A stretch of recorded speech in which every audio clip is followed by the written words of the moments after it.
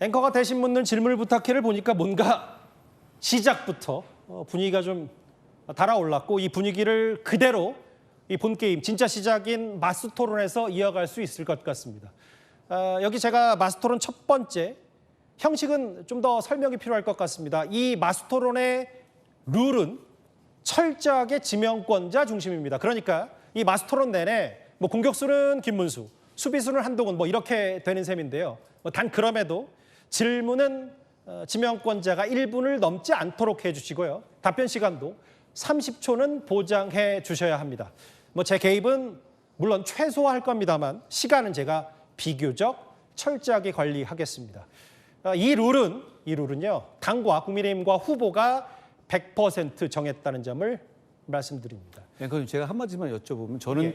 우리 김 후보님과 오늘 토론이 처음이자 마지막인데요. 예. 그러면 저는 오늘 한 번도 주도권 토론의 주도권을 잡지 못하는 겁니까? 이 지명권이라는 게 결국은 일단 주도권은 김문수 후보가 주로 쥐고 질문도 거의 대체적으로 김문수 후보가 되는 건데 아까 저희가 방송 시작 전에 김문수 후보와 한동훈 후보가 말씀하셨다시피 이건 마스 토론의 울타리 안에서 제가 그 틀에 엄청나게 벗어나지 않으면 개입하지 않을 테니까요. 그 두 부분은 양지하시고 토론하면 제가 그 개입은 최소화한다는 말씀을 드린 겁니다. 그러니까 발전적 토론을 위한 것이니까 예. 저도 어느 정도 상응하는 예. 이 토론다운 토론을 할 수 있도록 해주셨으면 좋겠습니다. 예.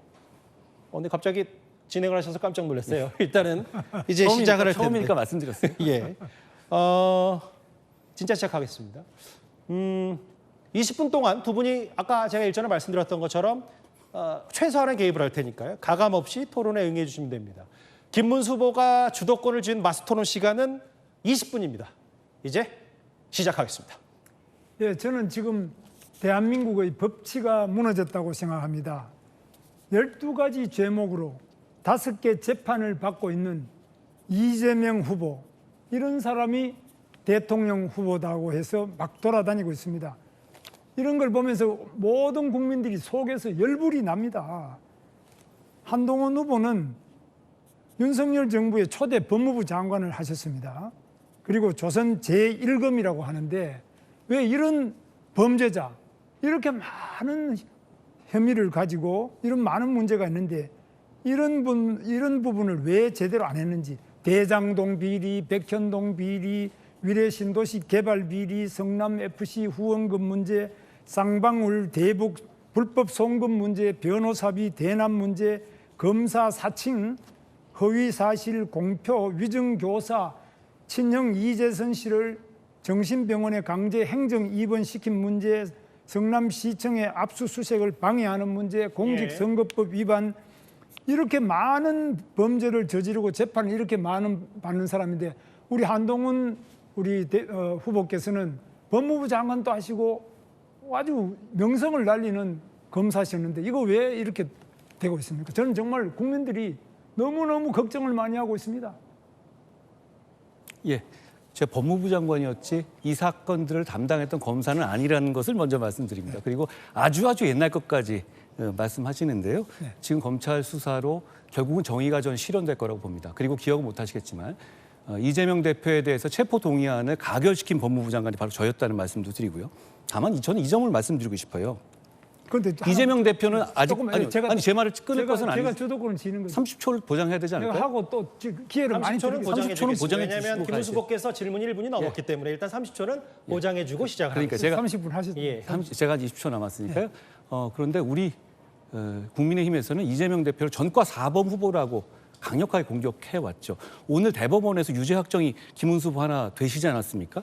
이렇게 되면 저는 김문수 후보님 존경하지만 우리가 이재명 대표를 전과 4범 후보다라고 만약에 김문수 후보가 대통령 후보가 되신다면 공격할 수 없게 되는 것이 아닌지 저는 그걸 오히려 되묻고 싶어요. 총 지금 보면 어떻게 보면 전과의 숫자로 말씀드리면 오히려 지금 이재명 대표의 확정된 전과 숫자보다 오히려 김 후보님의 숫자가 더 많지 않습니까? 저는 그러나 제가 간 것은 직선제 개헌 쟁취를 하다가 또 갔고 제가 그렇게 선거 과정에 일어섰던 이런 몇 가지지 이재명 후보 이런 개발 비리나 이런 검사 사칭 뭐 아니죠. 이런 두 거는 건은 전광훈 씨랑 직접 관련이 있는 사안 아닙니까? 그거는 오늘 이제 확정된 코로나 것도요. 방역 수칙 부분에 관련된 건데요. 그 법치를 벌금 좀 나온 말씀하셨기 것밖에 때문에 법치를 말씀하셨기 때문에 과연 대통령이라는 그러니까. 법치의 상징이 과연 그런 기본적인 법치가 수칙을 지키지 않은 사람이 할 수 한동훈 있는지를 여쭤보는 거예요. 법치를 그런 걸 법치를 한다면 교통 위반한 것도 전부 그러면 뭐 공식 선거에 나오면 안 된다는 말인지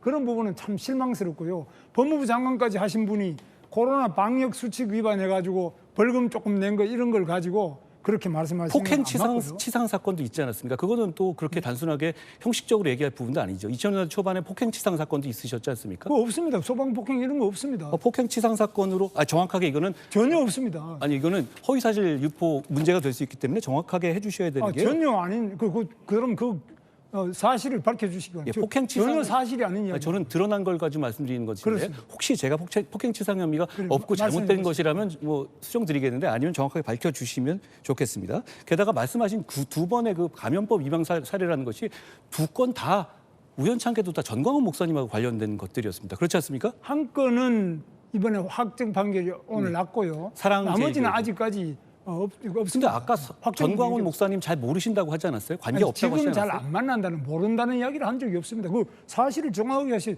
조선 제1검이 사실에 기각해서 말씀하셔야지. 사실이라는 걸 저 정과 없는 걸 있다 그러시면 안 되고요. 막 25년 그거는 올해 2월에 전광훈 목사 보고 자유민주주의를 수호하기 위한 목사다 이렇게 칭찬해 저는 주시잖아요. 그렇게 생각하는데 그럼 뭐 우리 한동훈 후보님께서는 정광훈 목사가 무슨 사회주의를 하는 그런 목사입니까? 뭡니까? 그 말이 안 되는 이야기를 하고 계세요. 그 판단은 그럼 지금도 계속 되시는 거네요. 그렇죠? 아니 그렇지 정광훈 목사가 자유민주주의 대한민국을 지키려고 한 목사. 그런데 전광훈 목사께서는 우리 국민의힘 후보님 포함해서 네. 우리 8명 모두를 떨어뜨려야 한다 이렇게 계속 말씀하고 계십니다. 그런 거는 그건 뭐 말이 안 되는 거. 뭐 예를 들면 야당을 뭐 어떤 다른 정당이 떨어뜨리려고 한다고 해가지고 그게 뭐 그러면 우리하고 자유민주주의자가 아니다 이렇게 말하는 건 안 되죠. 아니요 지금 내하고 지금 내가 선거하는 거를 떨어뜨리려는 사람은 다 자유민주주의가 아니다 이런 이야기를 어떻게 지금 하면 이재명의 위험한 아니, 세상을 잠깐만. 막아야 하는 거 아닙니까? 그런데 이제- 거기에 방해되는 행동을 하고 제가 계시는데 주도권을 그분을 가지고 너무 높이 있으니까. 평가하시길래 제가 말씀드린 이거는 거예요. 사회적에서 필요하면 제재를 해주시면 제가 이제 1분 질문하고 우리 한동훈 후보께서 30초 답변 이런 순서로 하는 게 좋겠습니다. 그렇게 하겠습니다.